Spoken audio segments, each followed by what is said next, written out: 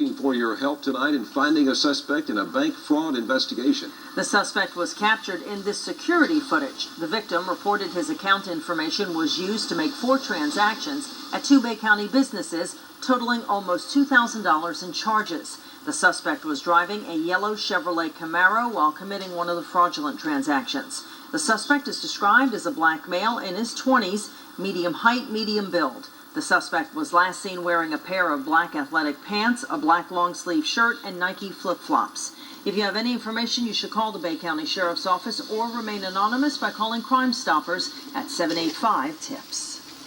Now, Chief Meteorologist Justin Keith. Yeah, you can remain anonymous.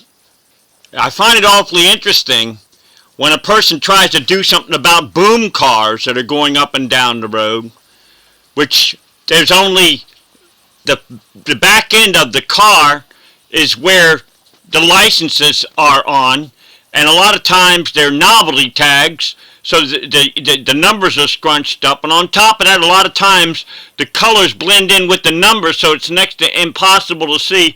On top of that, a lot of times it might be nighttime or something like that. They're going real fast. They'll have tinted tags. I recently in McKenzie Park found one that had a tinted tag with a rounded tinted tag so that it would create a blinding glare that if anybody tried to read their tag at McKenzie Park, where the cops routinely terrorize homeless people on trumped-up charges.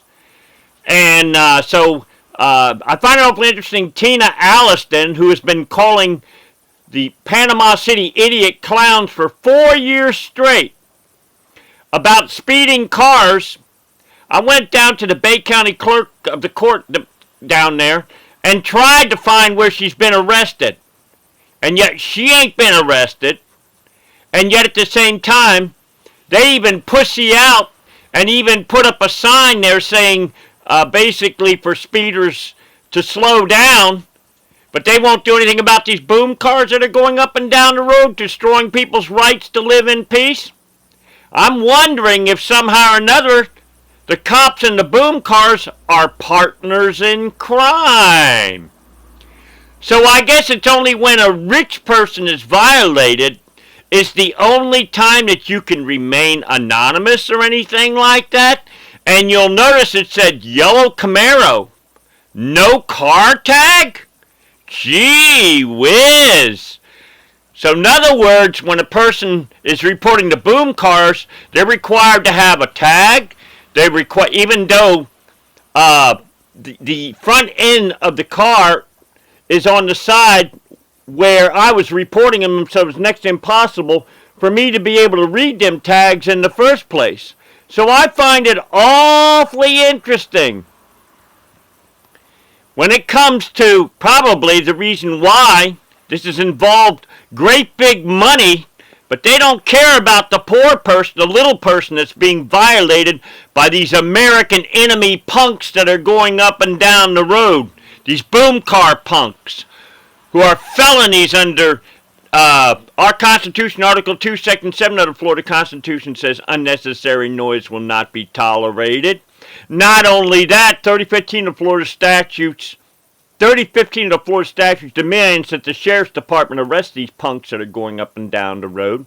They put emergency people in danger under 80610 of the Florida statutes. 8102 is breaking and entering into occupied dwelling of people trying to live in peace.